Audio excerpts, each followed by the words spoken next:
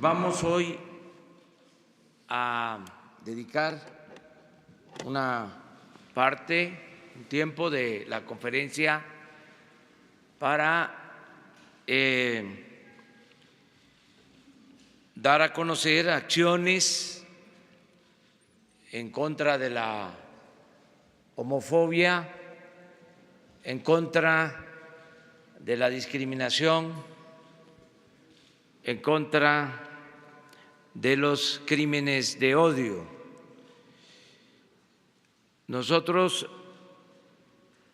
estamos construyendo una auténtica democracia y el sustento principal de la transformación es el garantizar las libertades a todos los mexicanos.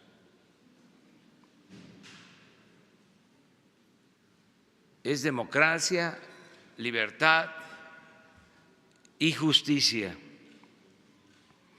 Por eso, en este día vamos a exponer a ustedes lo que el Gobierno de la República está haciendo en esta materia, en este tema para evitar la discriminación. Vamos a pedir que Alejandra Haas tome la palabra. Invitamos también a Genaro Lozano, un académico que exponga sobre el tema,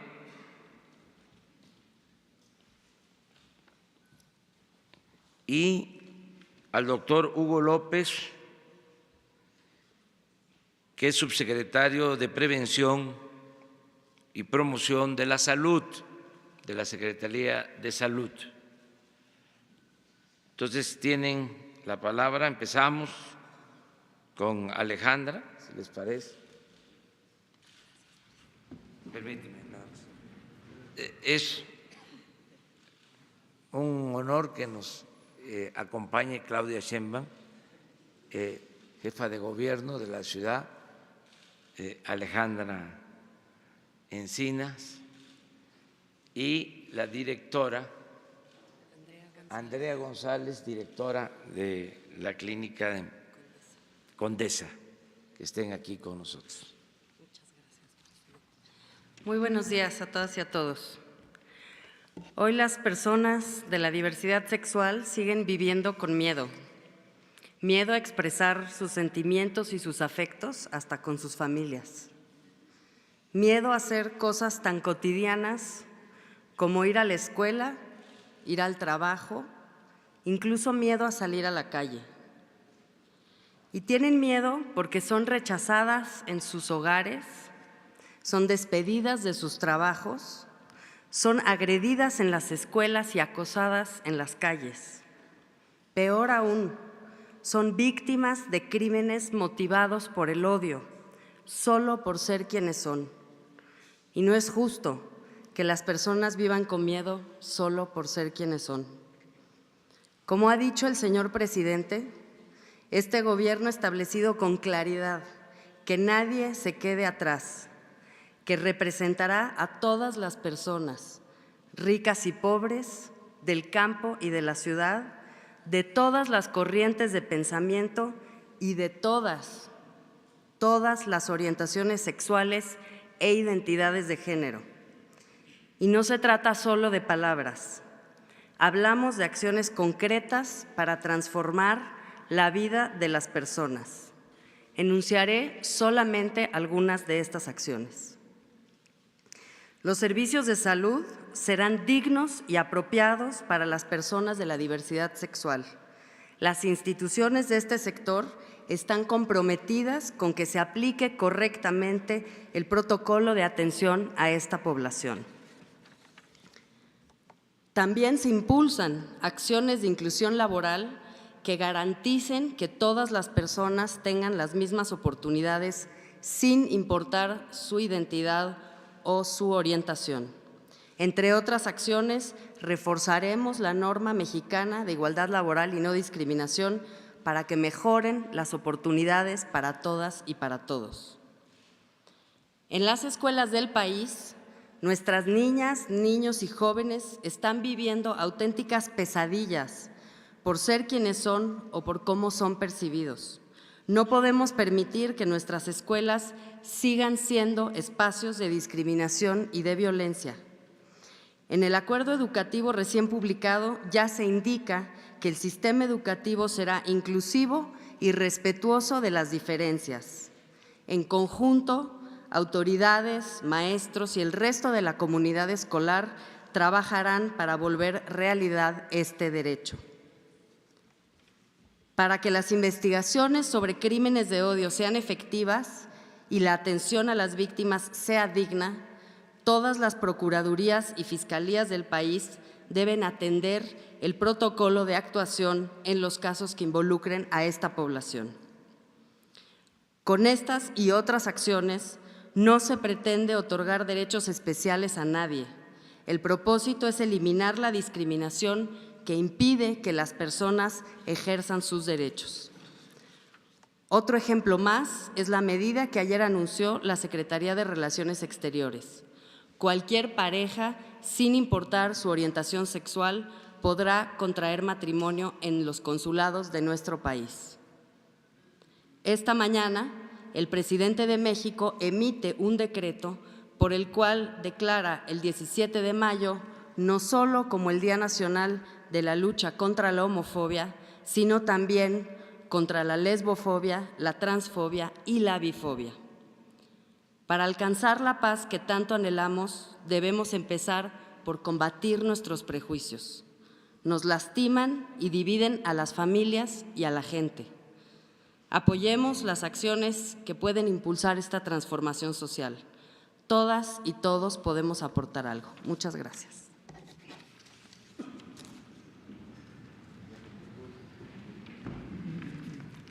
Muy buenos días a todas y a todos. Agradezco la invitación del presidente López Obrador para hablar sobre el 17 de mayo, fecha en la que se conmemora, en la que se celebra el Día Internacional contra la Homofobia, Bifobia y Transfobia. Una fecha que sirve para pensar y conmemorar también los logros, pero también los pendientes, los retos y los desafíos a nivel global, a nivel nacional y también a nivel local. En la década de los años 70, una mujer llamada Nancy Cárdenas salió del closet y lo hizo en la televisión nacional y desafiante y valiente le dijo al periodista Jacobo Zabludovsky: estoy aquí porque soy lesbiana y porque quiero los mismos derechos para todos. La necia y formidable Nancy Cárdenas, como la llamara el escritor Carlos Monsiváis, es la madre del movimiento LGBT, lésbico, gay, bisexual y transmexicano. En esa década, en los años 70, no había un solo derecho para las poblaciones de la diversidad sexual. Por el contrario, lo que había era intimidación, acoso, bajo el pretexto de haber cometido faltas a la moral. Gracias al trabajo de activistas LGBT, pero también al de aliadas y al de aliados, nuestro país es hoy mucho más justo, mucho más incluyente. Activistas LGBT pasaron pronto de lo lúdico y lo clandestino a lo político y lo público, y siguiendo el eco y el ejemplo de Nancy Cárdenas, salieron valientemente a las calles a protestar y a demandar derechos, a exigir dignidad y ciudadanía plena. Justo este 2019 se celebra ya el 41 aniversario de la Marcha del Orgullo aquí en la Ciudad de México. A mediados de los años 90, la irrupción del movimiento zapatista nos hizo voltear a vernos a todos a los ojos y entender las múltiples discriminaciones de los pueblos originarios y también, por supuesto, de la diversidad sexual. A partir del 2001, las feministas lésbicas tomaron la batuta y presentaron la primera iniciativa de ley para reconocer a las parejas del mismo sexo en México y en América Latina. 5 años después, en el 2006, las sociedades de convivencia pusieron al entonces Distrito Federal en la vanguardia de los derechos para las personas LGBT en todo el país. En 2009, el movimiento LGBT, la coalición Sociedad Unida por el Matrimonio Igualitario, impulsó y arropó la llamada Ley Razú y con ello avanzó el matrimonio igualitario en esta ciudad y la puso además en el radar del mundo entero. Desde entonces se ha desencadenado un lento pero constante efecto dominó en todo México. Tan solo esta semana, tan solo ayer, los congresos de los estados de Hidalgo y de San Luis Potosí aprobaron el matrimonio sin discriminación y en el Congreso de Chihuahua también se presentó una iniciativa. Esas legisladoras, esos legisladores entendieron que el amor es el amor. Ya son 18 los estados que permiten por la vía legislativa o por la vía judicial el matrimonio sin discriminación. 18 estados de 32, ya son la mayoría. El matrimonio igualitario es mayoría ya y debemos sentirnos muy orgullosas, muy orgullosos de los activistas, de legisladoras, de legisladores aliados y del Poder Judicial, también de nuestra Suprema Corte, que ha validado y exigido también estos derechos. Pero también hay que estar muy orgullosos de la gente, del pueblo. La más reciente encuesta nacional de discriminación que se presentó ayer, realizada por CONAPRED, indica ya que el 60% de la población mexicana apoya el matrimonio igualitario, 60% a favor, y entre los jóvenes de 18 a 30 años este número crece hasta 70%. Hace apenas 15 años esto parecía impensable. Esto ya cambió y es de celebrarse, pero no ha sido fácil. Lo mismo ocurre con la identidad de género. 6 estados del país tienen ya leyes que reconocen el derecho a la identidad para las personas trans.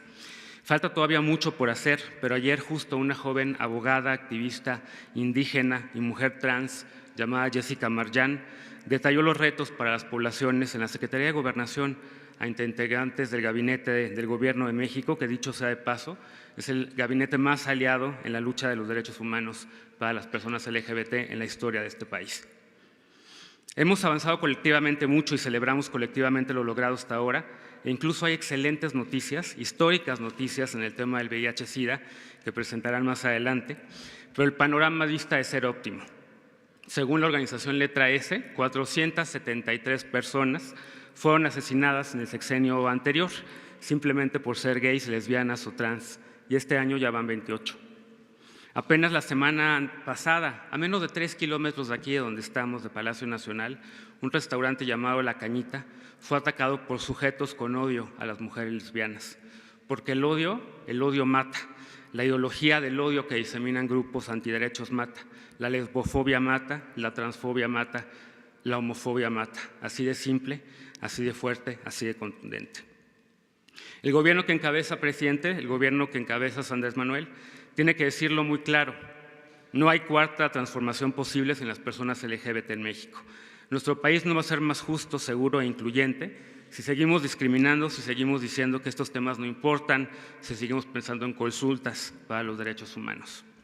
México solamente será un país más justo e incluyente si se respeta el derecho de todas las personas a opinar, de la sociedad civil a colaborar de la mano del Gobierno de México, de los periodistas a realizar su trabajo sin intimidación y especialmente si se avanzan los derechos de las personas más vulnerables, de las personas indígenas, de jóvenes sin oportunidades, de personas trans, de personas con discapacidad, de adultos mayores, de personas que viven con VIH-Sida y de nuestros hermanos y hermanas migrantes que pasan por territorio mexicano.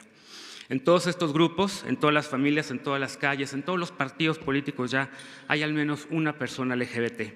Estamos en todos lados, somos tus senadoras, somos tus pastores en iglesias cristianas incluyentes, somos tus nietos, somos tus hijas, somos tus hijos y no estamos enfermos. No hay nada que corregir, somos personas, somos mexicanas, somos mexicanos igual que tú. En el 2010, Felipe Calderón le abrió la puerta a la homofobia del Estado al cambiarle el nombre al día que hoy celebramos y combatir el avance del matrimonio igualitario.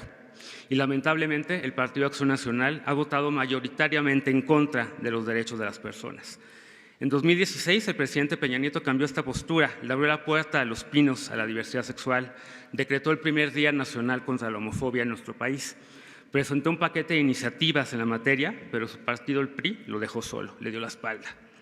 Hoy se acaba de decretar el 17 de mayo como el primer Día Nacional contra la Homofobia, Lesbofobia, Bifobia, Transfobia, tal y como debe llamarse.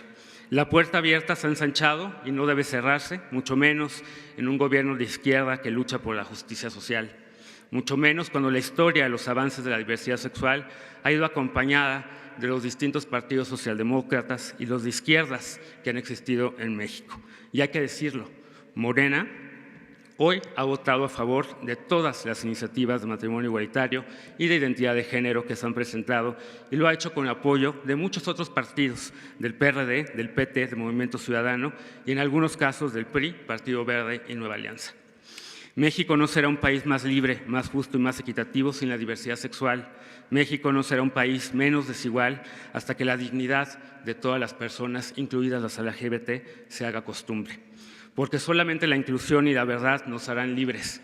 Porque el respeto al derecho ajeno, el respeto a la diversidad ajena, el respeto a la otredad es y traerá la anhelada paz.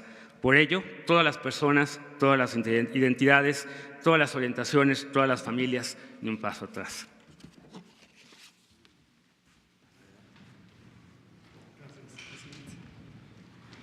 Muy buen día tengan todas y todos. La discriminación mata. Es un grave determinante de los problemas de salud porque restringe el acceso efectivo a los derechos a la protección de la salud, al acceso oportuno y al acceso de calidad. Daña, por tanto, a los individuos, tanto como a la sociedad. Es por eso que en este gobierno el compromiso indeclinable con el derecho a la protección de la salud nos lleva a luchar contra la discriminación y a buscar un acceso igualitario, incluyente, a los servicios de salud en todas sus dimensiones. La buena noticia que ya se anunciaba tiene que ver con la manera más efectiva de alcanzar los servicios de salud, específicamente para las personas que viven con VIH. En días recientes hemos tenido la inquietud de cómo podríamos combinar dos objetivos fundamentales. El primero y superior, garantizar el derecho a la salud para las personas que viven con VIH. Y el segundo, no menos relevante, que es proteger el interés público de los intereses privados que han llevado a México a ser el país de América Latina que paga los más altos costos del tratamiento antirretroviral. Con la ayuda de expertos clínicos de probada integridad, calidad y experiencia y de organizaciones sociales también íntegras, combativas, consecuentes, hemos tenido la propuesta de un nuevo paradigma para el manejo del VIH en México. Este nuevo paradigma nos permitió una ágil e inteligente combinación de optimización médica de los tratamientos con una mejor capacidad de negociación que ha permitido proteger el interés público. En ello quiero agradecer la muy dedicada colaboración de la Ciudad de México, del Gobierno de la Ciudad de México y específicamente del Centro de Atención Integral del VIH de la ciudad, a cargo de la doctora Andrea González. En concreto, lo que hemos logrado es histórico. Será histórico conforme va a mejorar la calidad y oportunidad del tratamiento y el prolongar la vida con calidad de las personas que sufren con la epidemia de VIH. Pero también histórico en los ahorros. Hasta el momento hemos tenido ya un abasto continuo de los medicamentos que estaban pendientes y quiero dejar en claro que precisamente por la colaboración generosa del Gobierno de la Ciudad de México pudimos asegurar que en ningún momento se perdiera el abasto en las entidades federativas. Hoy hemos asignado más de 80% de las contrataciones de compra y hemos tenido un ahorro extraordinario, nunca antes visto en nuestro país, de 1.700 millones de pesos. Esto corresponde a más del 50% del gasto anual total en el tratamiento antirretroviral, con reducciones de hasta el 76% en algunas claves, y agradezco también la hábil e inteligente participación de la maestra Raquel Buenrostro, oficial mayor de la Secretaría de Hacienda. Hemos logrado esta combinación inédita de efectividad terapéutica, de eficiencia terapéutica, que nos permitirá seguir avanzando en la lucha contra la epidemia de VIH-Sida. Gracias. Bueno, pues esto es lo que queríamos informarles y abrimos, si les parece, sobre este tema y posteriormente tocamos otros temas. Buenos días, presidente. Sobre este tema, preguntarle si su gobierno va a impulsar el matrimonio igualitario, es decir, que ya haya leyes federales, o sigue pensando usted que es un tema que debe ir a consulta. Muchas gracias. Ya hay un marco legal establecido, las leyes, tanto en lo que tiene que ver con la federación, los estados, ya hay resoluciones de la Suprema Corte de Justicia y eso es lo que se va a respetar, básicamente. ¿No se necesita una ley que se mande al Congreso para que se discuta? No, considero que ya están garantizados los derechos de las personas para ejercer su libertad.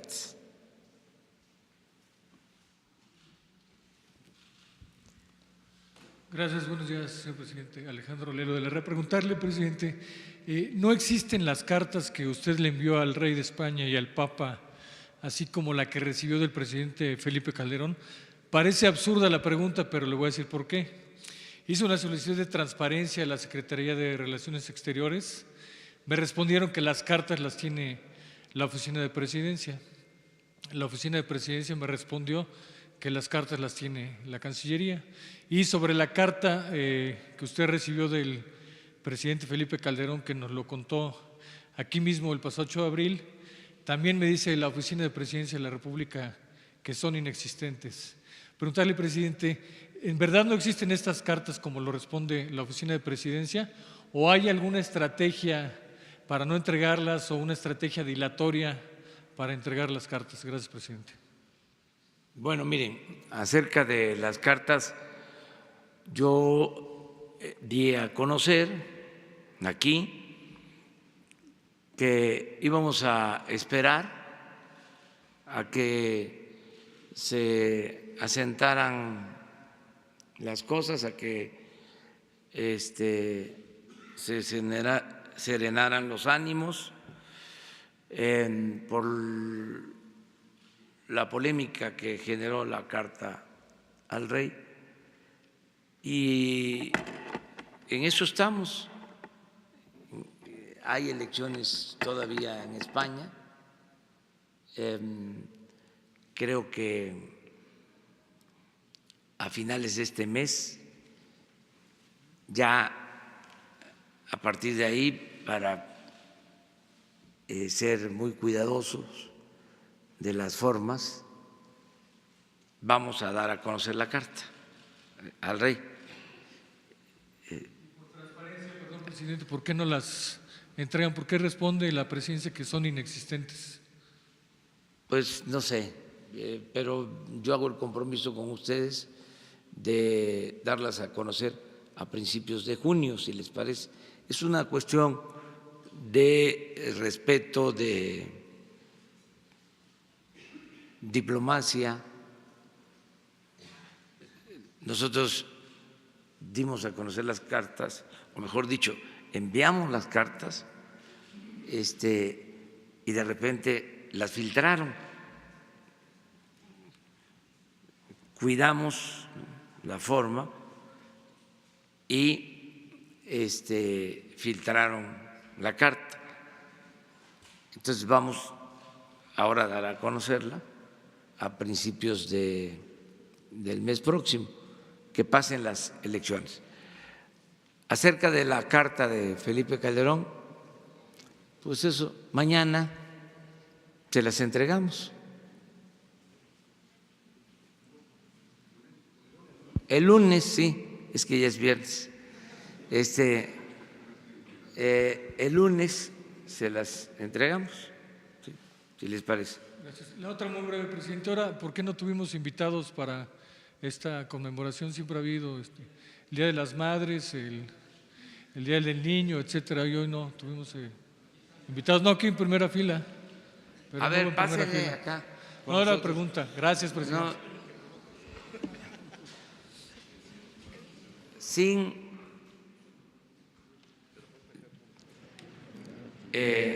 limitaciones, somos partidarios ya lo hemos dicho, de las libertades y estamos en contra de la discriminación. Y Alejandra leyó un párrafo. ¿Me puedes? No, sobre lo que he sostenido. Sí. Nadie se puede quedar atrás. Vamos a representar a todas las personas, a ricos y pobres, a quienes viven en el campo y en la ciudad, de todas las clases, de todos los sectores, de todas las religiones, a libres pensadores, agnósticos, ateos, de todas las corrientes de pensamiento y de todas las orientaciones sexuales e identidades de género. Este es un gobierno que representa a todas y a todos los mexicanos. Por eso, este día se trata este asunto que tiene que ver con las libertades y con no permitir la discriminación, independientemente de la forma de pensar de cada quien. Tenemos que ser respetuosos de las libertades. No es un asunto de tolerancia, es un asunto de respeto a las libertades.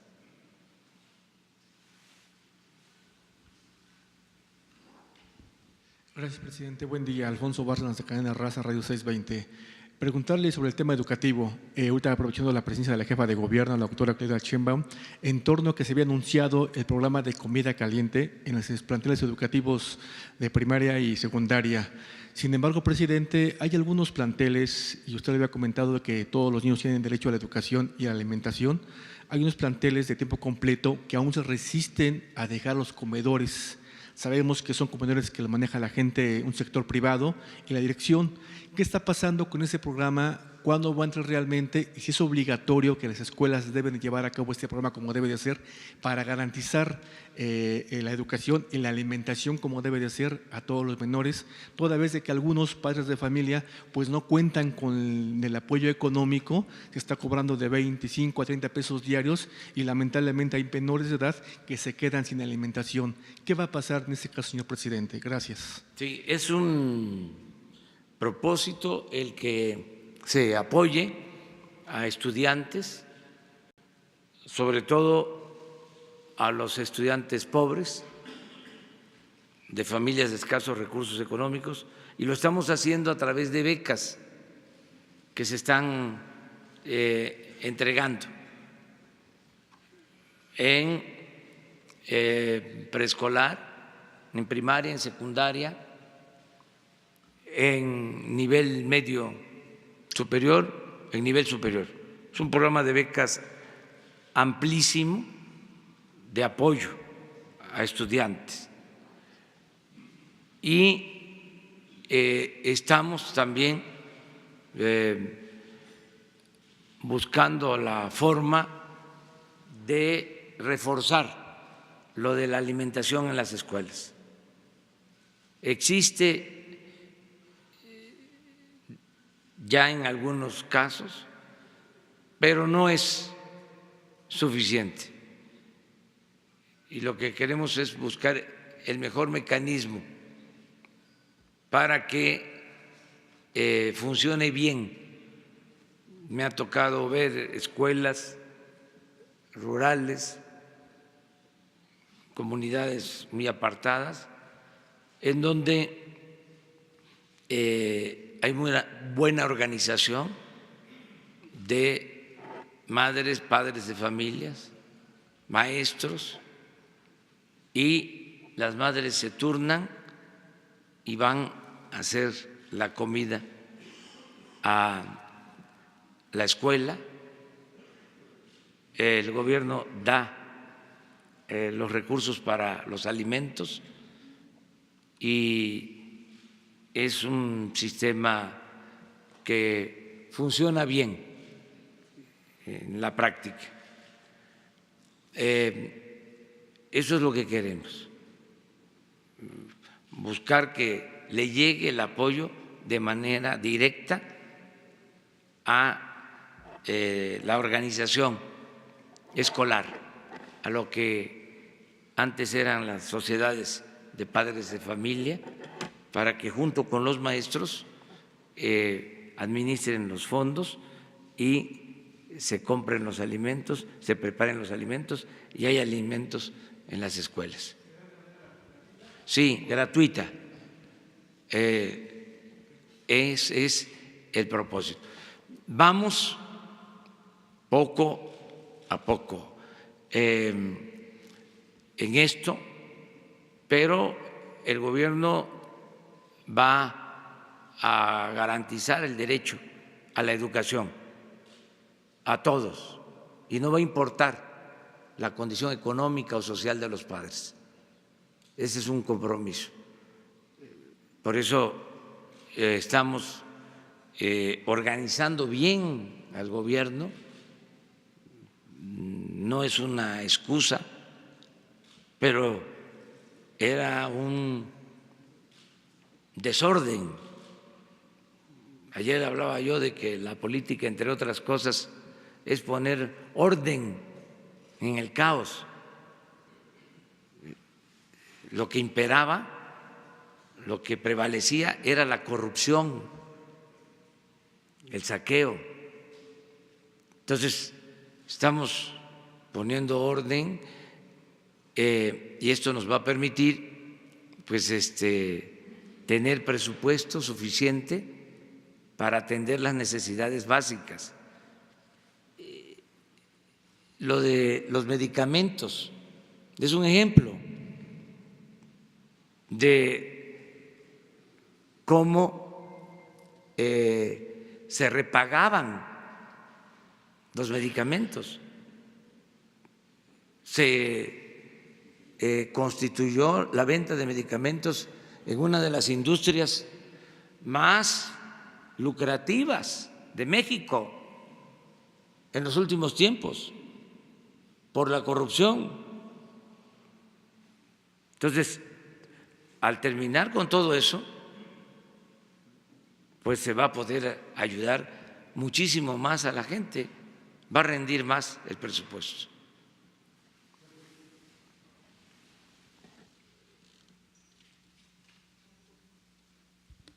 Buenos días, Tomás de la Rosa del periódico Eje Central. Señor presidente, hace un par de días comentó sobre la inversión extranjera directa, 10,000 millones de dólares, que es más que el primer trimestre del año 2018, pero me gustaría saber si tiene el dato de cuánta de esa inversión es inversión nueva, porque en el primer trimestre del año pasado fue solamente 14% la inversión nueva. Y sobre Pemex, señor presidente, se anunció el refinanciamiento de 2.500 millones de dólares, pero eso es solamente el 2.3% de los 106.502 millones de dólares que tiene Pemex al 31 de marzo. Y no sé si estaría buscando Hacienda o Pemex una mayor reestructura, porque no sé si sabe usted, señor presidente, pero Pemex paga diario 23.6 millones de dólares de puros intereses. Ojalá nos pudiera comentar. Y un poquito también, la cuestión de Mexicana de Aviación, señor presidente, está ahí. Y me recuerdo que usted en campaña había comentado, había prometido que los iba a revisar el caso para apoyarlos. Hoy en día ya van, creo que 150 trabajadores de Mexicana que han fallecido y no tienen un peso para su liquidación. Gracias, señor presidente. Bueno, acerca de esto último, nosotros estamos esperando que se decida sobre los juicios que existen. El compromiso que hice fue el de no intervenir y mucho menos actuar en contra de los trabajadores. Y estoy cumpliendo con eso, esperando que el Poder Judicial resuelva.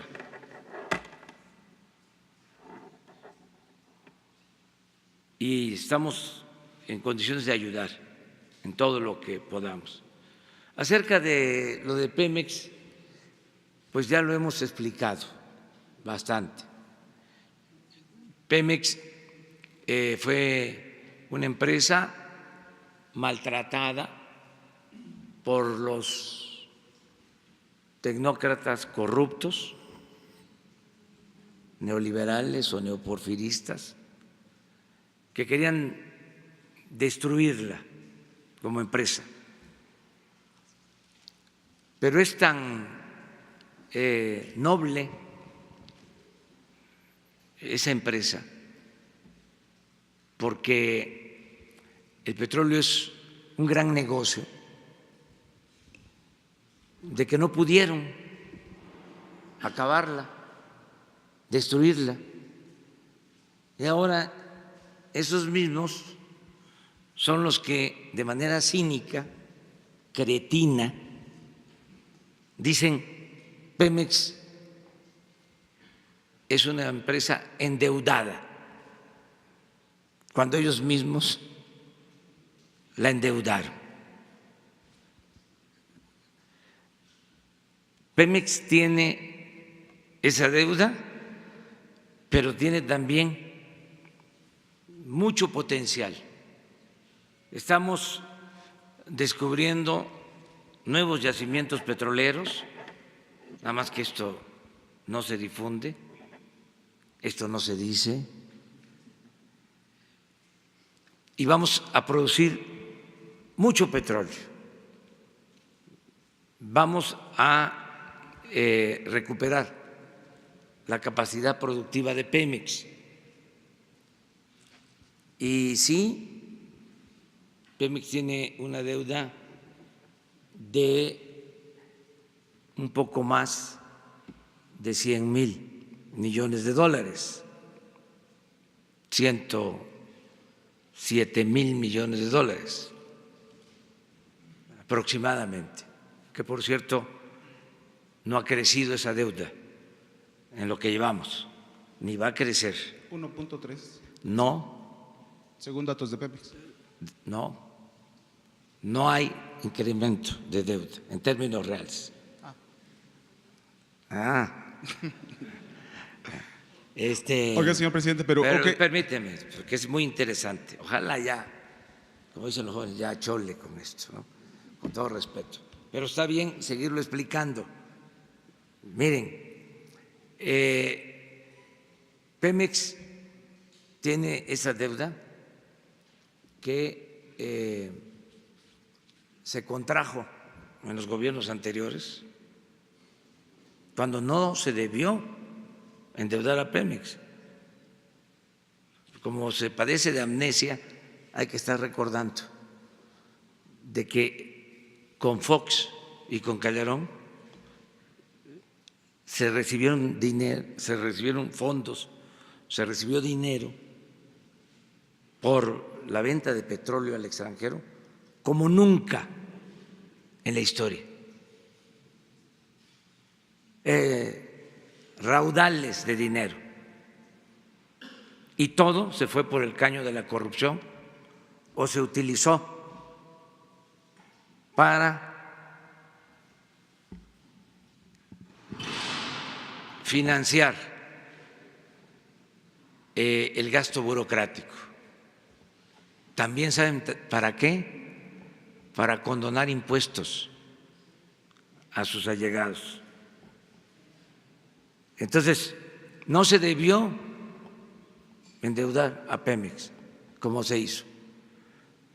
Pero nosotros estamos optimistas porque Pemex produce mucho, es la empresa más rentable de México y es una de las empresas más rentables del mundo, por una razón sencilla: no se le paga renta a la naturaleza. Extraer un barril de petróleo cuesta $10 y se vende en $60. Son $50 de ganancia por barril. Por eso sopilotean tanto, porque es un gran negocio. Entonces, bien administrado, vamos a salir adelante con Pemex, no vamos a tener ningún problema y vamos a cumplir con todos los compromisos sin utilizar fondos de estabilización, sin solicitar deuda. Estamos haciendo un esfuerzo de ahorrar para rescatar a Pemex, que es una empresa fundamental de la nación, y lo vamos a hacer. ¿Por qué no reestructurar, señor presidente, más deuda? Digo, 23.6 millones de dólares diarios de pago de intereses es muchísimo. Nosotros vamos a tener cada vez menos deuda, se van a pagar menos intereses. Acabamos de hacer una operación, la voy a volver a explicar. No, fueron 2.3% de la deuda que se reestructuró. Hasta 8,000 millones de dólares tenemos disponible. Pero en no, el caso de no que reestructura. se necesitara, pero no lo requerimos. Es por si las moscas, ahí está. Pero miren lo que se logró: un fondo que estaba pactado a 3 años se amplía a 5.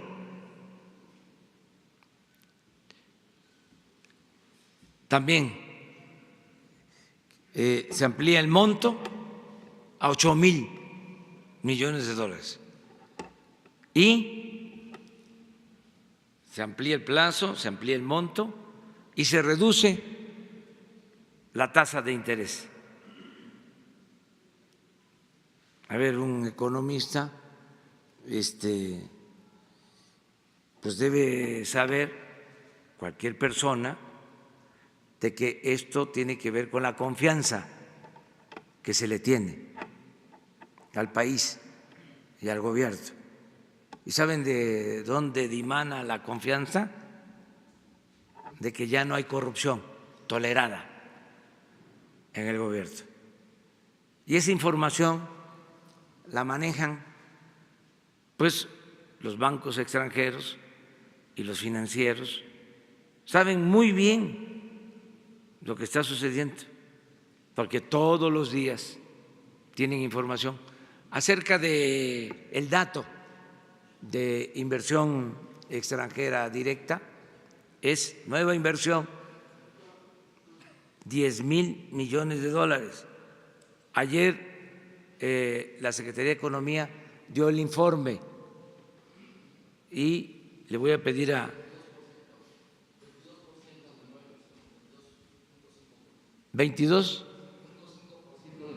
nueva inversión. 22.5 de nueva inversión, incremento de inversión con relación al mismo trimestre ¿Cuál es su meta, del año presidente? pasado, ¿Cuál es su meta para 2019 de inversión extranjera directa, señor presidente? 7% de aumento. Pues es cosa de proyectar. Si así fue el primer trimestre, hagamos la cuenta de cómo nos va a ir en el año. Va a haber más inversión extranjera en el país este año que el año anterior, 7% promedio, mínimo.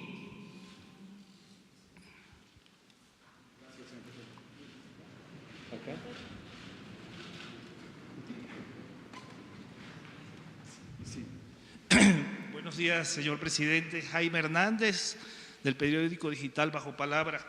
Retomando el tema que usted comentó hace un momento sobre apoyar con alimentos a la niñez de la educación básica en el país. El fenómeno de la obesidad es un hábito que viene afectando a gran parte de la población, no solo de la niñez, sino adulta. Aquí viene la pregunta: el sector educativo, las escuelas y los padres de familias, creo que no hay que dejarlos solos. Habría que orientarlos a través de quizás del sector salud para privilegiar la orientación alimenticia de la niñez en el país. Sí, es fundamental. Todo lo que se haga para prevenir da resultados. En el caso de la medicina está demostrado que lo mejor es lo preventivo, mejor que la medicina curativa. Y esto tiene que ver con alimentación, tiene que ver con la educación para la salud, tiene que ver pues con la orientación nutricional, tiene que ver con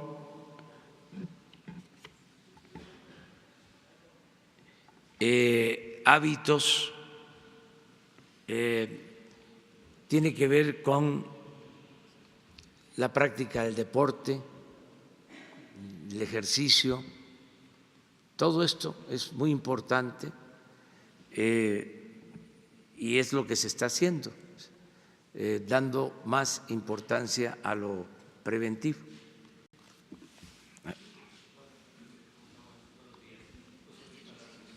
De Página Ciudadana, después de varios años volverlo a ver.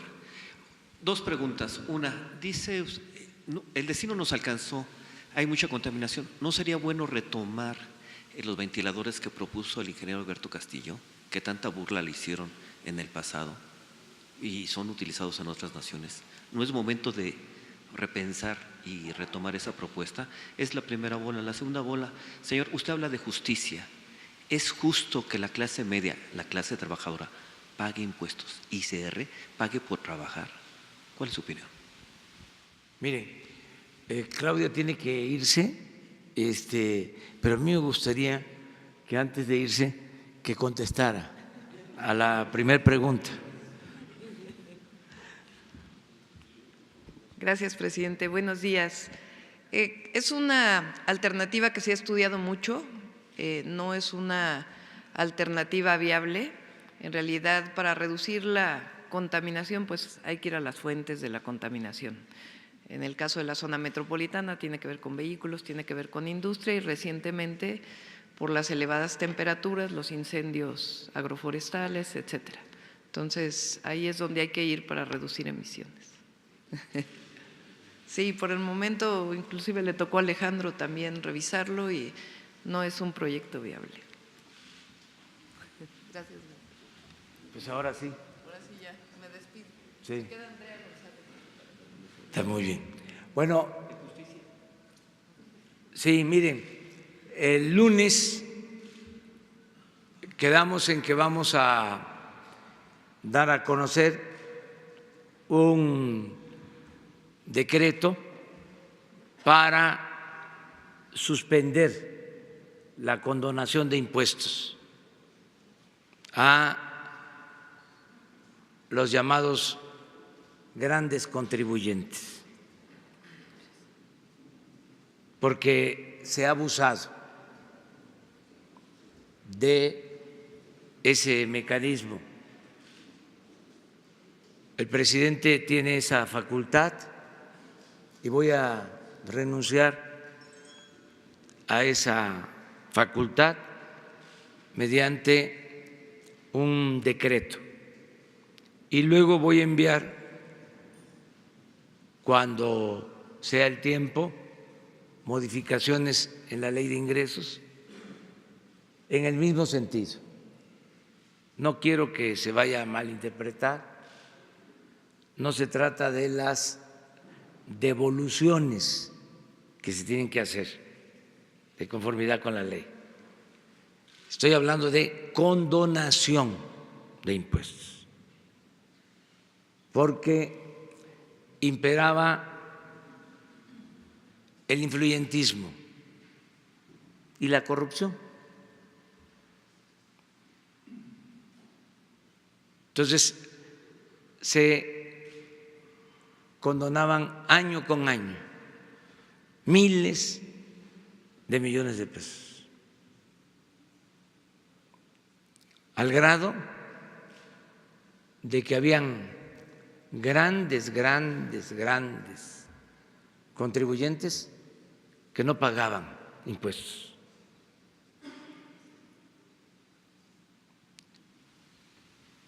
Mientras, en efecto, las clases medias y los trabajadores sostenían la hacienda pública. Muy injusto y muy hipócrita, porque el conservadurismo, si ustedes se acuerdan, tenía como bandera el que pagaran impuestos los viene, los franeleros, los que se buscan la vida como pueden, porque se les cerraron las opciones, las alternativas, mientras ellos no pagaban impuestos. Una gran hipocresía. Entonces, eso se va a terminar. El lunes vamos a informar sobre este asunto. Es parte también de los cambios. No es modificar el marco legal, no es ninguna reforma fiscal. No estoy incumpliendo el compromiso de no cambiar leyes fiscales. Dije, no van a aumentar los impuestos, no van a haber impuestos nuevos, eso se cumple. Es nada más terminar con privilegios, que se termine con estas prácticas. Y me ayuda mucho, porque ya sí,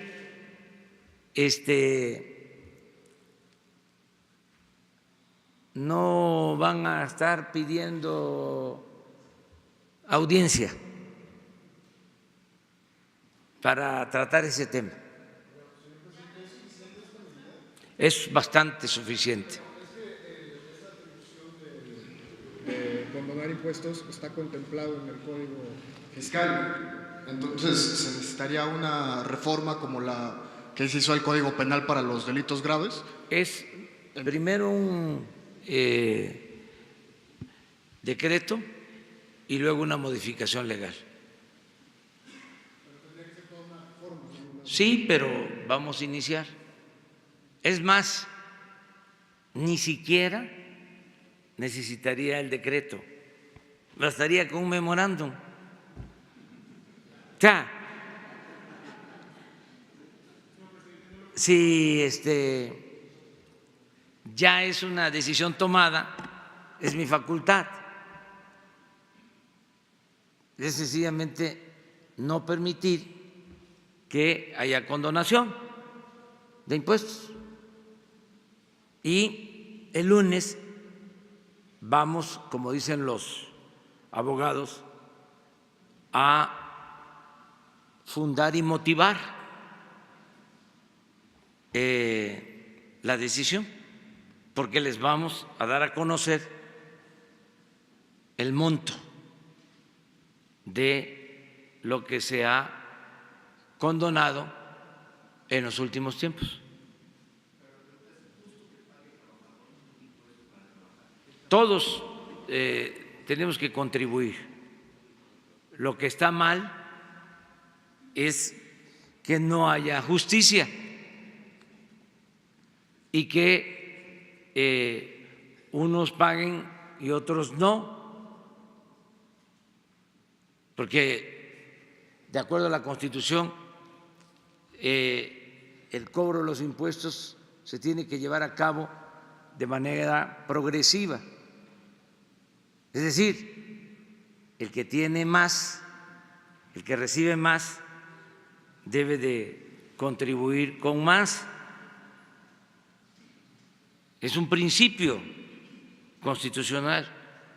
Entonces aquí no solo no se cumplía con ese principio, sino sencillamente no se pagaba, porque el que tenía agarraderas, influencias, las hacía valer.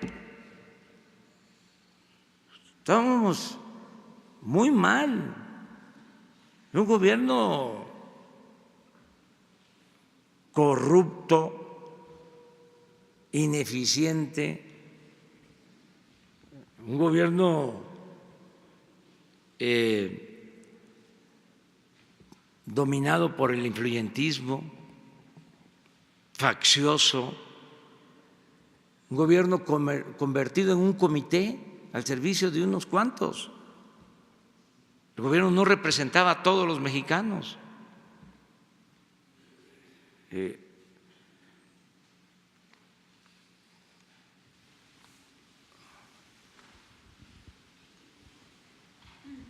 Presidente, buenos días. David Pérez de Tejada, de Informe 24. Con el tema de hoy, en esta lucha por la igualdad de personas del mismo sexo, ¿se contempla ya algo sobre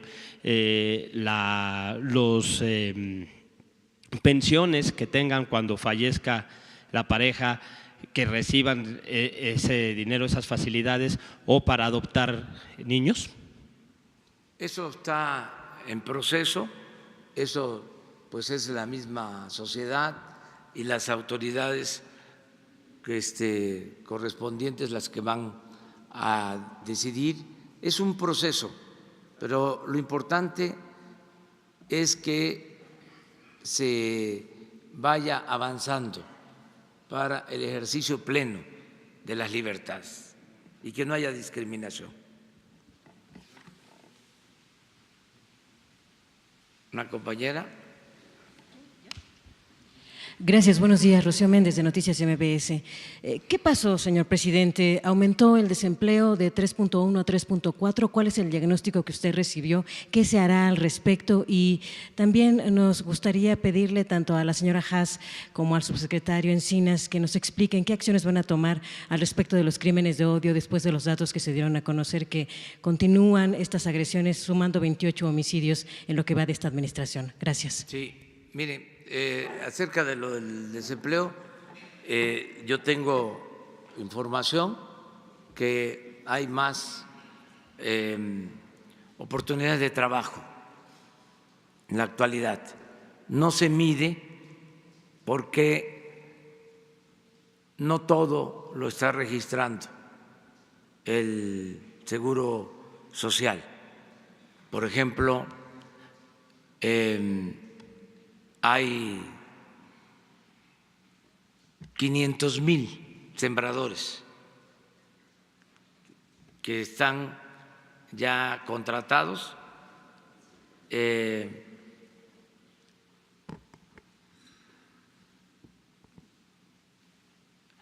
A ver, quiero ver la cifra. Son 500,000 jóvenes que están en el programa de Jóvenes Construyendo el Futuro. 500,000. Y 200,000 sembradores. En el caso de los jóvenes, 3,600 pesos mensuales de aprendices, pero son 500,000, que no está registrado. Se puede decir, es apenas un poquito más de salario mínimo, pero en el seguro se inscribe a partir de salario mínimo. En el caso de los jornaleros, de los sembradores, son 200,000 y es un jornal de 5,600 pesos mensuales. Entonces estamos hablando de 700,000 que no están incorporados. Y va a ir creciendo el número. Calculamos que en 3 meses ya vamos a tener 1,000,000 de jóvenes, de 500,000 a 1,000,000, porque se está trabajando para que tengan tutores. Ya se hizo el censo, hay más solicitantes, pero se está enlazando al tutor con el joven aprendiz. En el caso de los sembradores, sí ya están completos. Este año son 200,000, el año próximo son otros 200,000, van a ser 400,000 para sembrar 1,000,000 de hectáreas de árboles maderables y frutales. Hoy voy a una gira, hoy inicio una gira por Chiapas y Tabasco para evaluar este programa. Solo en Chiapas son 80,000 sembradores. Entonces, todo esto no se registra en las cifras de desempleo, pero vamos bien. Yo no me atrevería a decirles mentiras, a decir vamos bien si no fuese cierto. Lo que pasa es que nuestros adversarios se frotan las manos pensando que nos va a ir mal, y pues se van a quedar con las ganas, porque nos está yendo bien, afortunadamente. Vamos bien y de buenas. El día 1 de julio voy a informar al pueblo de México a detalle todo, en qué avanzamos, en qué estamos igual que antes. Sí les puedo decir que casi en nada se ha retrocedido. Todo ha sido avance. 1 de julio. 1 de julio. ¿Por qué? Porque vamos a cumplir un año del triunfo. Y vamos a hacer un informe a detalle sobre esto. Pero vamos a pedirle a Alejandro que conteste. Sí, de manera muy puntual, el gobierno mexicano está impulsando un programa no solamente para atender las manifestaciones de este conflicto que representan lamentablemente los crímenes de odio contra la mujer. Se trata, por supuesto, de enfrentarlos con mucha firmeza desde el ámbito de la Fiscalía General y las Fiscalías de los estados para que no haya impunidad. Pero es un problema que requiere una atención integral mucho más amplia. Estamos hablando que en estos momentos el 20% de los delitos de la incidencia delictiva en el país se da dentro del hogar. Es la violencia familiar asociada también a la discriminación de sus propios miembros. Por eso lo que ha presentado aquí la presidenta del Consejo Nacional contra la Discriminación, Alejandra Haas, habla de 5 acciones muy puntuales, la primera vinculada con el tarea de las fiscalías, pero que van al fondo del asunto. Cambios sustantivos en los programas de estudio, con atención de la Secretaría de Educación Pública para enfrentar los problemas de discriminación, en donde no solamente son los temas de homofobia, sino también de discriminación contra la mujer. Las acciones de la Secretaría de Salud para evitar la discriminación en la prestación de los servicios en los servicios de salud pública. Las tareas de la Secretaría del Trabajo para que nadie sea discriminado y se le impide el acceso al trabajo por su condición de género o su preferencia sexual. E incluso el cómo la Secretaría de Relaciones Exteriores va a facilitar el matrimonio igualitario en los consulados de México en todo el mundo. Pero hay otras acciones que se están llevando adelante. Por ejemplo, el Consejo Nacional de Población, aquí está quien lo encabeza, su secretario general Carlos Echarri, pondrá énfasis particular en desarrollar nuevas tareas, nuevos programas que permitan enfrentar las causas de origen de los problemas, evitar el embarazo temprano de niñas y jóvenes menores de edad, dar una visión distinta de los viejos esquemas de planificación familiar para avanzar en los programas de salud sexual y reproductiva, e incluso en el Registro Nacional de Población estamos avanzando en otorgar el derecho a la identidad de las personas transgénero. Creo que son temas muy importantes que se fortalecerán con la acción de la Comisión Nacional para Erradicar la Violencia contra las Mujeres, en donde un tema fundamental va a ser la violencia contra las mujeres transgénero. Por eso es que son las principales víctimas de feminicidio, lesbianas, mujeres transgénero, que como lo dijo aquí Genaro Lozano en su presentación, hay hechos recientes aquí en la Ciudad de México que tenemos que frenar y combatir. Adelante. Buenos días, Montserrat Sánchez de Reporte Índigo. Serían para el subsecretario Alejandro Encinas. El día de ayer mataron a Francisco Romero, periodista en Quintana Roo. Es el 5º periodista según artículo 19. Contaba con el mecanismo de protección. ¿Se harán nuevamente modificaciones o qué procederá tras el asesinato de este periodista? Y en segundo lugar, si me permite, el día martes que presentó el informe sobre fosas, Sonora es el segundo estado con más fosas y justamente es de los 3 estados que no cuentan con una comisión local de búsqueda. ¿Cuándo se instalará esta en este estado? Gracias. Con mucho gusto. Sí, efectivamente, lamentablemente ayer se registró el homicidio de Francisco Romero Díaz, quien era reportero del periódico de Quintana Roo y de otros medios como le ocurrió aquí, que era un medio electrónico. Él estaba incorporado desde julio del 2018 en el mecanismo de protección con la mayor parte de las acciones que se otorgan, un programa muy severo de protección, donde incluso se estableció un domicilio para el que radicara en la Ciudad de México, el cual él decidió dejar a un lado y regresar a vivir a Playa del Carmen. Por supuesto que estamos haciendo la investigación del caso asociada a la que se ha abierto por parte de la Fiscalía del Estado, tomando en consideración particularmente la declaración de su esposa, quien señala que efectivamente el mecanismo había venido cumpliendo con su responsabilidad y el personal de escolta lo estuvo acompañando hasta su casa ese día donde pernoctó y lamentablemente él salió sin haber dado aviso a nadie y sucedió este percance.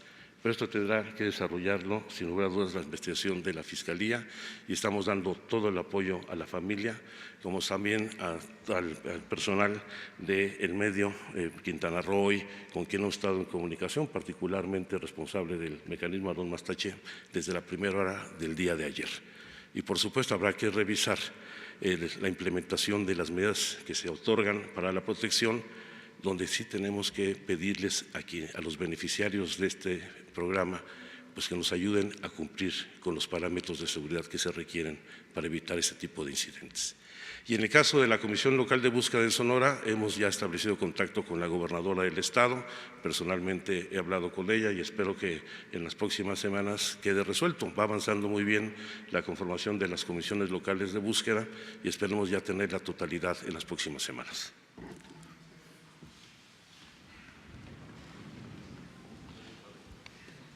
Sí. Héctor Valdés, vengo de Tulum. Desde ayer estoy aquí en la Ciudad de México y salí de Tulum desde el día 10 huyendo. El clima de terror que se vive en Quintana Roo, en Tulum sobre todo, es mucho, pero muy, muy grave. Yo he tenido denuncias, acercamientos con el mecanismo de control, de protección, con todo respeto le digo, en mi caso, desde hace años, han sido muy descuidados, con todo respeto. Ayer estuve también con ellos.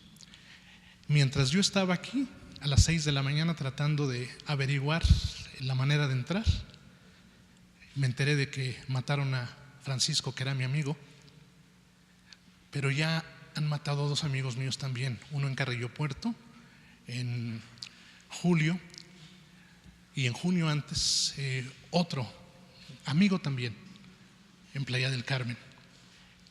En esa zona es verdaderamente grave lo que ocurre, y se lo digo de verdad en primera persona. Estoy amenazado de muerte, tuve que salir el día 10, dejar Tulum, dejar todo, esconderme en Chetumal y salir para la Ciudad de México desde anteayer. Hace 4 días llegué a Toluca primero y estoy aquí. Me pusieron bombas, me aventaron bombas molotov a mi casa en noviembre. Fui golpeado por la policía estatal a cargo de un personaje nefasto, Alberto Capella Ibarra. El señor pide respeto. Yo debería tenerlo también porque su policía me golpeó a culatazos. Hay un video de esto. Muchos medios nacionales lo dieron a conocer. El señor Alberto Capella Ibarra, cuya policía tiene incluso centros de detención clandestina, lo he denunciado en mi portal Tulum en Red y en Cuadratín, de donde yo también soy reportero. Di a conocer el caso de 2 policías violadores, violaron a una turista en la playa, salieron libres porque les dejaron todo a modo. El presidente municipal de Tulum, Víctor Masta, que es el personaje aliado directamente a la delincuencia en Tulum, de un corazón tricolor antes, pero ahora muy conservador, igual que el gobernador. Parece que le dejan las cosas a modo a la delincuencia y parece que ellos deciden dónde crece y dónde disminuye la delincuencia.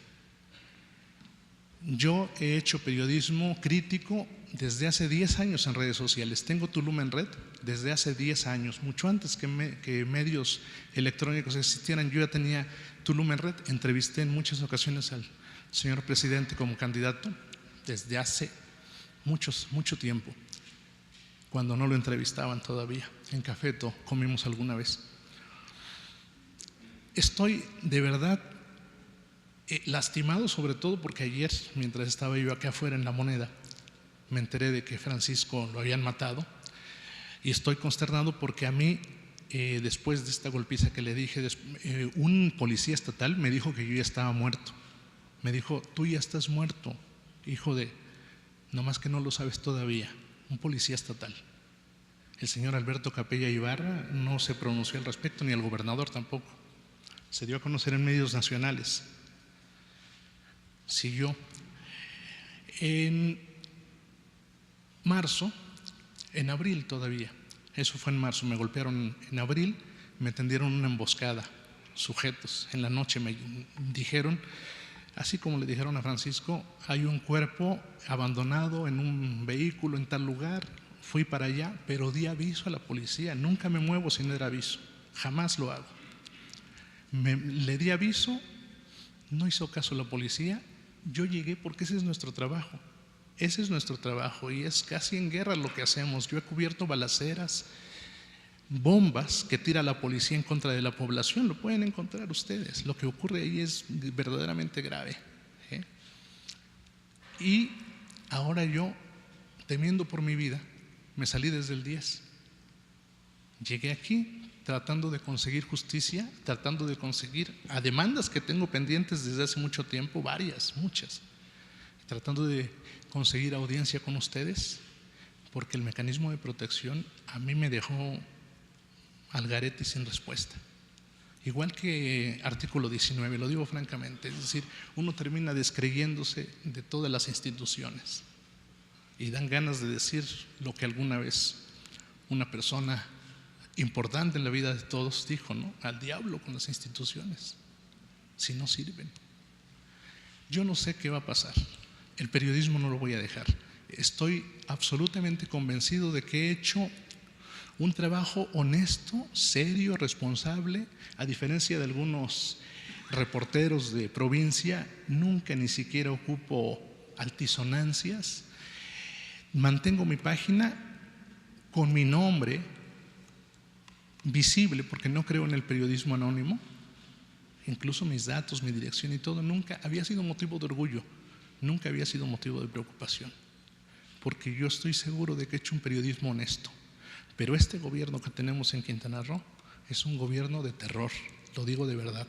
Los grupos delincuenciales, el cártel Jalisco Nueva Generación se estableció coincidentemente a la llegada del gobernador Carlos Joaquín González. El grupo de los Rojos, que aparentemente es el que me amenazó recientemente, llegó coincidentemente con Alberto Capella Ibarra, que había estado en Morelos, donde además se le señala medios de comunicación de haber estado coludido con ellos. Yo no lo sé, no puedo asegurarlo. Lo que sí sé es que los vendedores de droga, ustedes no tienen idea de lo que pasa en Quintana Roo, lo que pasa en Tulum. En un tramo de esta pared aquella hay 20 dealers vendiendo a la vista de todos y preguntándole a cada persona que pasa si quiere algo para la fiesta. Mexicanos y extranjeros, hay sobre todo extranjeros, y vendiéndoles ahí mismo y haciendo la transacción ahí mismo. Pasa la policía estatal, lo mismo que la municipal, el mando único ahí, en ese lugar en Tulum, ha estado presente desde la administración actual de Víctor Masta, que por cierto es primo hermano de uno de los grupos delincuenciales más peligrosos en Tulum de los últimos 20 años, y que usó a un grupo también muy conocido como su equipo de seguridad en la campaña. Y la policía entonces pasa y saluda a los dealers. A veces detiene a alguno y a la hora están de regreso ahí. Lo que está sucediendo de verdad es increíble. Pueden revisarlo en las páginas de Cuadratín o de Tulum en Red. Y les digo, yo he hecho un periodismo de verdad serio en lo que yo he podido, y les puedo decir con todo orgullo, yo reto al gobernador de Quintana Roo que demuestre que yo he recibido un solo peso en toda la historia de todos los gobiernos. Tengo amigos entrañables que son directores de comunicación social y los veo a la cara y les digo, jamás me diste un chayo, nunca. Alguno de ellos muy querido, intelectualmente muy inteligente, Salvador Montenegro, decía, ¿para qué te voy a dar chayo? Los chayos se les dan a los enemigos. Tú eres mi amigo, tú eres inteligente, tú eres capaz de decir las cosas bien, así que como tú no te metes en problemas. Pero eso era entonces, hace años. Las cosas ya cambiaron mucho y ahora el poder político se desvanece, se diluye la frontera que tiene con el poder delincuencial. En Tulum, en Quintana Roo, las cosas son gravísimas. En Playa del Carmen empezaron a disminuir los delitos y le hicieron una campaña terrible a la presidenta municipal de Solidaridad, Laura Benistain. Le hicieron una campaña enorme, le empezó a disminuir. Ella empezó a meter incluso perros para detectar drogas, policías, empezó a inhibir la venta de drogas y lo que hicieron fue, con un decreto, quitarle la seguridad pública. En Tulum el mando único está, pero hay cientos, no es broma, cientos de vendedores de droga, 20 vendedores donde yo me siento a tomar café. Ahí están a la vista de todos. La policía pasa. Si uno da a conocer algo, la policía te amenaza de muerte, como en mi caso. Si cubro una balacera, que hay muchas, y las he cubierto, pueden revisar, te amenazan de muerte los delincuentes. ¿Dónde? ¿Dejar el periodismo? ¿Dejar de hacer lo que hacemos? A lo mejor lo tenga que dejar de hacer, pero no creo que sea justo por la impunidad que hay. Es una impunidad enorme, gigantesca, no tienen ni idea de lo que es. Y se los digo de corazón, ojalá que la justicia federal, ojalá que las acciones federales sean capaces de revertir algo que está pasando en Quintana Roo y en el resto del país también, en muchos lugares, pero en Quintana Roo está creciendo como nunca se había visto. Nunca jamás en toda la historia, ni en los gobiernos más oprobiosos yo había visto esto. Nunca fui tan amenazado, y fui amenazado antes, y fui metido a la cárcel, pero nunca jamás había visto lo que estoy viviendo ahora, jamás, en toda la historia de Quintana Roo. Y el gobierno de Roberto Borge, que yo lo criticaba cuando todos lo aplaudían, los mismos que ahora están aplaudiendo al gobernador en turno, yo criticaba a Roberto Borge, ellos lo aplaudían también. Nunca recibí un peso, ni del gobierno municipal tampoco, pero a cambio el presidente municipal en su campaña dijo que lo único que tengo es un carro pagado a plazos, todavía lo terminé de pagar, 3 años.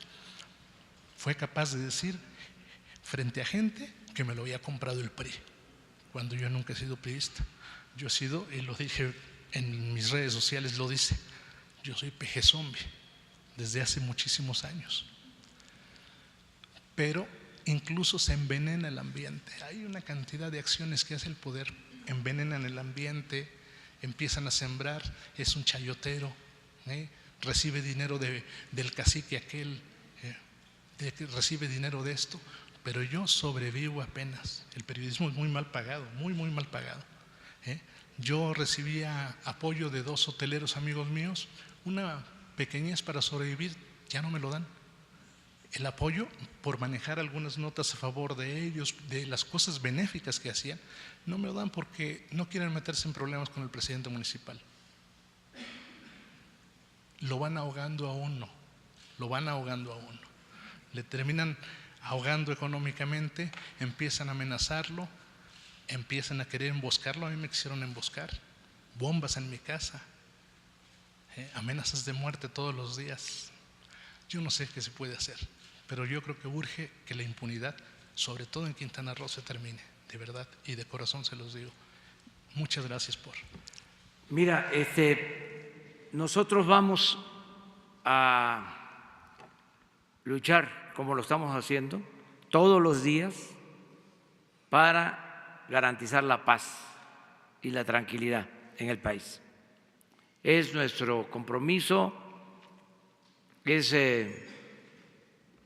todo un desafío y estoy absolutamente seguro de que vamos a salir adelante, de que va a haber justicia y va a haber paz y va a haber tranquilidad en el país. Y yo puedo aquí exponer sobre las razones de mi optimismo, pero solo les diría que ya no se tolera la corrupción, la impunidad en el gobierno de la República y que eso es una ventaja. Yo dije para aclararlo, al diablo con sus instituciones, porque sostenía y sigo sosteniendo que las instituciones estaban secuestradas, estaban tomadas al servicio de una facción, de un grupo. Ahora es distinto. Ahora las instituciones tienen que estar al servicio del pueblo, de los ciudadanos. Entonces, vamos nosotros a hacer todo lo que esté de nuestra parte, lo estamos haciendo todos los días. Yo repito, estoy optimista. No es un asunto fácil, porque dejaron al país en una situación lamentable. Todo esto que está pasando es, pues, el saldo de 36 años de política neoliberal, 36 años de abandono al pueblo, 36 años de corrupción, de impunidad. Y por eso se desató la inseguridad y la violencia, como nunca se había visto. Pero todo esto va a cambiar.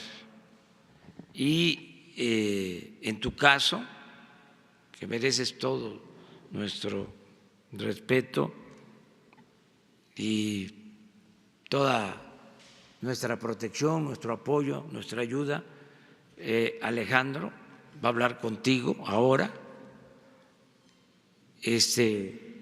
para ponerse de acuerdo, protegerte, apoyarte, respaldarte en todo, para que puedas ejercer tu oficio, que es un noble oficio, y que así todos los mexicanos podamos trabajar y vivir en paz.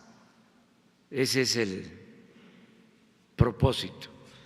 Yo quiero aprovechar también, porque son casos que duelen mucho, todos los homicidios, todas las pérdidas de vidas humanas duelen, todas. No somos robots, somos seres humanos, tenemos sentimientos. Nos duele lo que sucede en el país, sobre todo cuando pierden la vida mexicanos, seres humanos. Y por eso quiero aprovechar para mandar un abrazo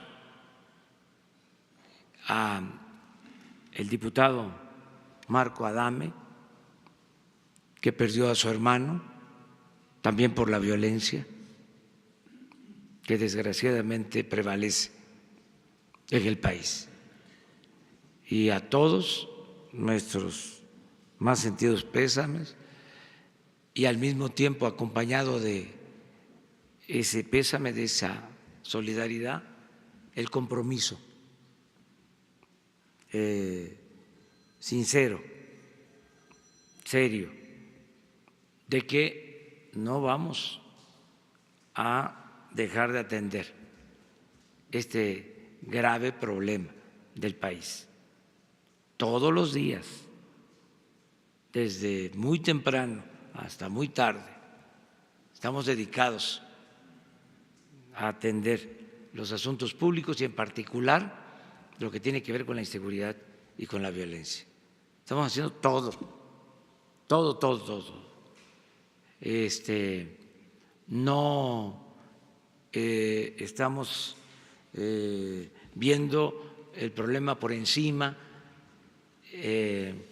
no dándole importancia, lo estamos atendiendo como se merece un asunto de esta naturaleza y lo estoy haciendo personalmente y me están ayudando servidores públicos también comprometidos, me están ayudando los marinos, me están ayudando los militares, dos instituciones importantes, la Marina, la Secretaría de la Defensa, la Secretaría de Seguridad Pública, me está ayudando la Secretaría de Gobernación, me ayudan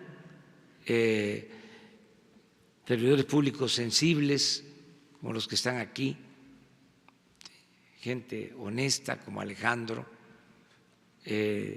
con buenos sentimientos, gente responsable, todos estamos trabajando unidos, juntos, para garantizar la paz y la tranquilidad y así vamos a continuar. Ese es el compromiso que hacemos contigo, con los habitantes de Quintana Roo y de todo México, de todo México. Vamos a terminar porque ya tengo que salir. Vamos a Chiapas a una gira. Vamos a estar en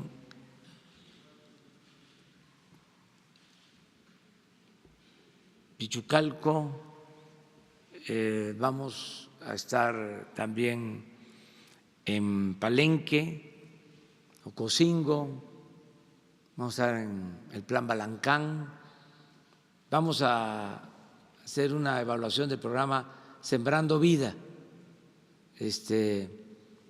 en esta gira y nos vemos el lunes. Los que quieran acompañarnos están invitados todos a acompañarnos. Son giras de trabajo, de evaluación, pero nos damos tiempo para contestar preguntas, informarles. Muchas gracias.